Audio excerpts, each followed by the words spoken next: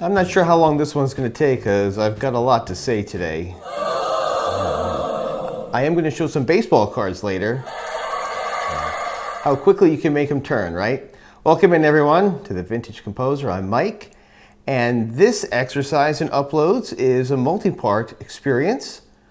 First and foremost, I just want to say thank you and congratulations to everyone who's created videos over the last couple weeks from Chicago, sharing in your journey to, your adventures in, and all your pickups from the National. You guys racked them. Awesome job, awesome bunch of acquisitions in all sports, all grades, all raw cards, all set bills, all that great stuff, fantastic stuff.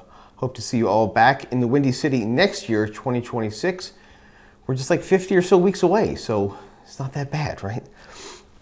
The main purpose is, as you saw in the video title, it's a VR for our good friend Nate at topps85401 over there on the West Coast, Bay Area. I have a little Ricky Henderson and Dave Stewart hanging out in the background, representing the Oakland Athletics.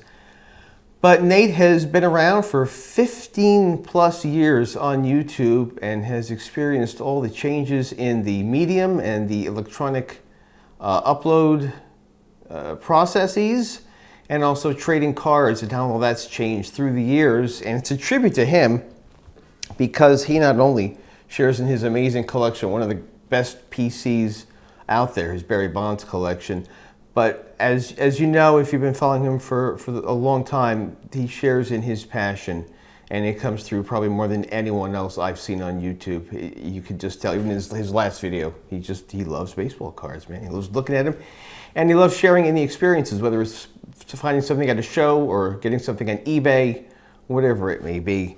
Congratulations to you.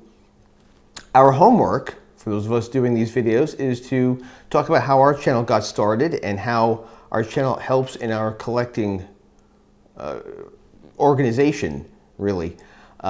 My channel began in the spring of 2019, so I'm 6 years plus. I'm catching up to you, old man, so beware. I'll never catch up to you though, right? I moved here in Bergen County in the fall of 2018. And there was a part of me with the whole moving process that said, you know, maybe it's a good idea at some point to look into if I want to sell some of my complete vintage sets, just to have a little bit of money. Because back then in 2018, I was ready to make a big profit on some of the sets that I had bought 20 something years ago. So this is all pre-pandemic, pre the big boom in vintage prices. So I started looking into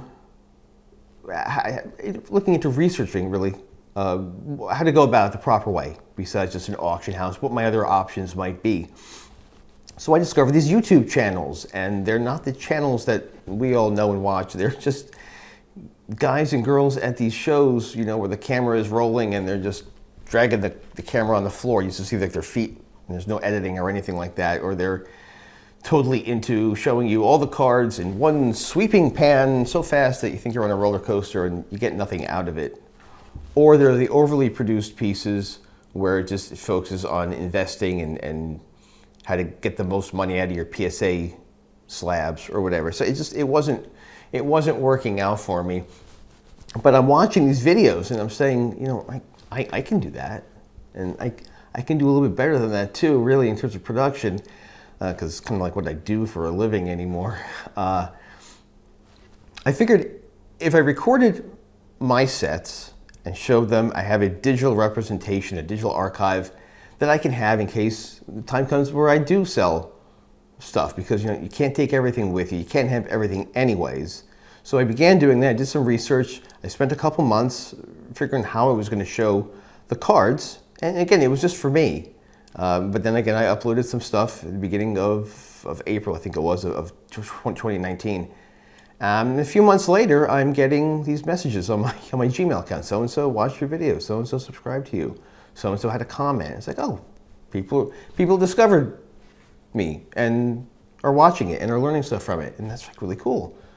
So you want to do more. And then you get these comments from from people like Nate and Tony and Jake and Scott, and it's like, oh, I'm watching their videos. This is what it's really about. These guys are the real deal. This is what I need to be watching, not the clickbait crap over there. So I get involved with watching all you guys and girls, and it becomes a drug, because we have this innate want to be heard and seen and share our experiences with what we do in our hobby that we've spent our lives really immersed in.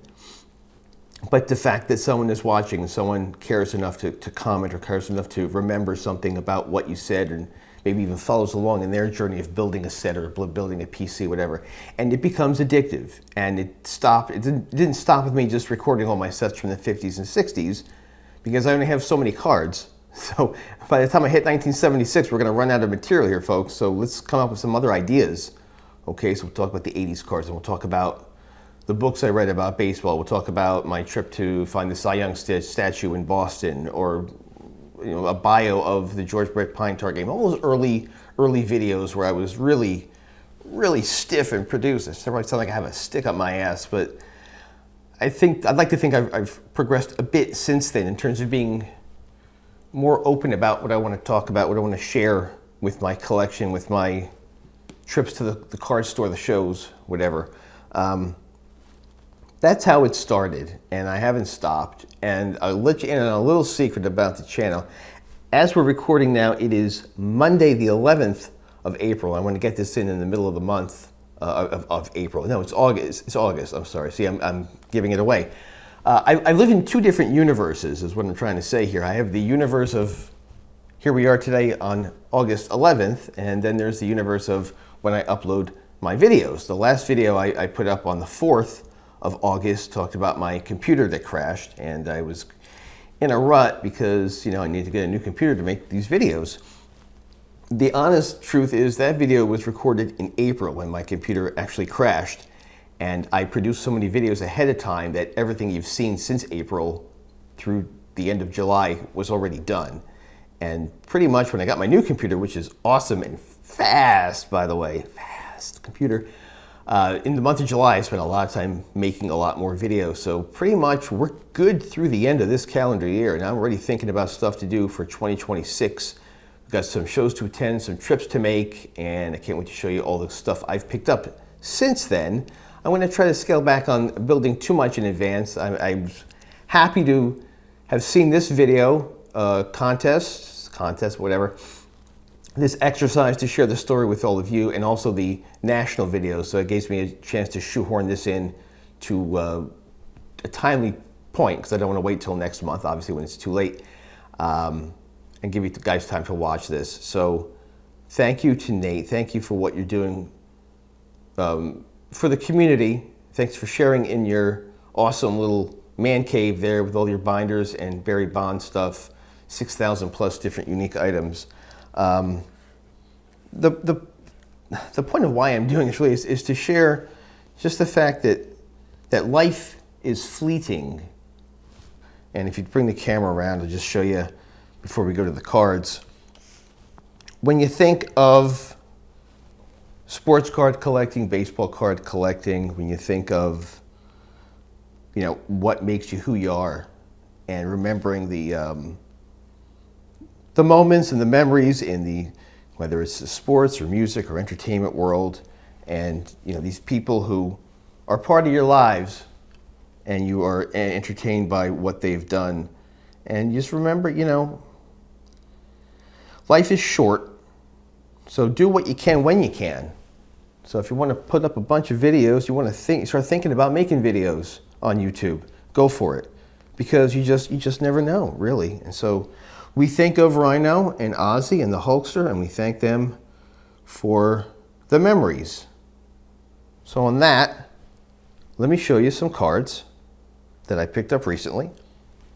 And this is a great thing for me to do because it helps me organize these. Otherwise, I would have had this pile sitting around till like December to show you.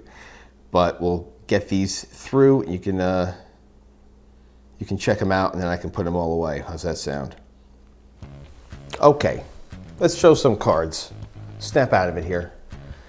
My first ever 1957 card of Larry Doby. He's a White Sox here.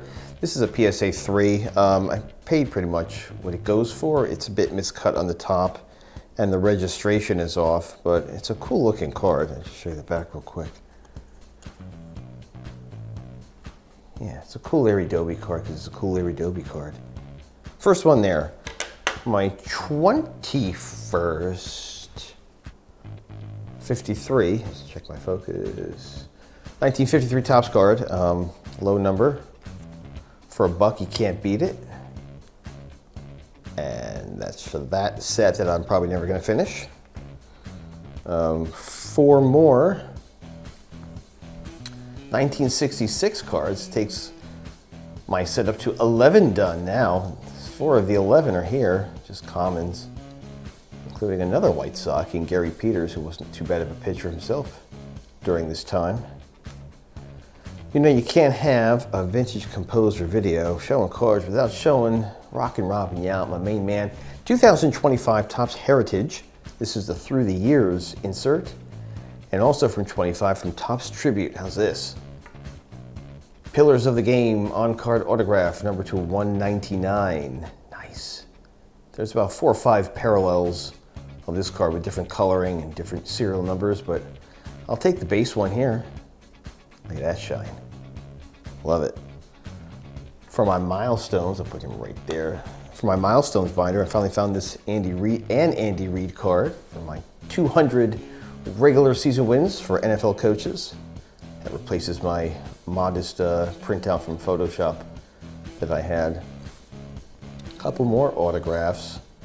Some more shine on this hippy dippy Leaf Electrum, number to 9 of Cito Gaston. I didn't realize he was just about like a 500 coach, even with the 2 championship years in Toronto. It's like 52% winning percentage, something like that I read. So Cito, and then another Chief. Speaking of the Chiefs, Jan Stenerud on this Finest card. It's a sticker auto, but it's a cool looking card. For $1.50, you can't beat it. And speaking of things you can't beat for the price, at the time, it was back in June of 1990, the middle of his first ever MVP season, where I met Barry Bonds at a local show and got his truncated signature. It was $5, so I splurged and bought 2 of them. I got this 88 Donruss card, and I got also an 8x10, which I turned into a plaque. $5 each, Nate, can you believe that? Haven't seen him since, by the way. And that's all fine and good. And the second part of Nate's request in this video is to mention how our channels have helped or changed, or what the correlation has been between that and our collecting habits. And my channel has really helped streamline and narrow down what I'm really looking for. Because I mentioned earlier, you can't have it all, and I can't go out and buy everything. I love a 52 mantle. I'm never gonna get one, I'm fine with that. But to have a list to keep track through my videos, through my percentage slates that I use, even just going through and examining even these specific cards I just showed. I have 1 or 2 or 5 of any one set. Do they interest me? Maybe. Maybe I'll be interested when I'm done with what I've started and what I know I'm almost done with. So when I go along and make these videos and say, hey, I'm 97% done, I'm 95% done, I'm gonna work on it to get it done to get to the next one. I'm not gonna hold off and try to build 10 or 12 different sets at once. So this really keeps me in line. And in the meantime, the downtime between picking up cards or having that budget to buy cards, I can create a trivia video or a video about airbrushing or cartoons or whatever fun stuff I can come up with. As I mentioned, I got more ideas swirling around that they'll be exposed soon, maybe in 6 months or so. But it is a big help because it does keep me focused, it keeps me in line, it keeps me from spending a ton more money than I probably would. So thank you to Nate. I will see you. I saw Nate last year in Cleveland. This is 2025, right? So I'm messed up with the year and the month anymore. This is crossing the universes is the problem. Yes, we met in Cleveland in 2024, and we're going to meet again next year in Chicago, I hope. I hope I see everybody there. I appreciate you guys hanging out and watching, and we got a lot more good cards and stuff like that on the way on this channel. If you haven't subscribed to Nate's channel, don't know who he is, I'll put the description in the comments. Okay, fine. Good job, Nate. Keep going, man, and we'll see you guys soon. No, I forgot the best part. I turned the camera off. I go, I'm gonna forget something. Yes, I forgot something. The best part of the whole thing is I didn't sell any of my vintage sets yet. I still have them, and now they're worth tons of money, and I'm not gonna sell them. And when I do, I'm gonna make a fortune. I'm gonna buy all the cards I want. Right, I haven't sold my sets yet, so that's the thing. I was so focused on making content and I put all the good stuff away.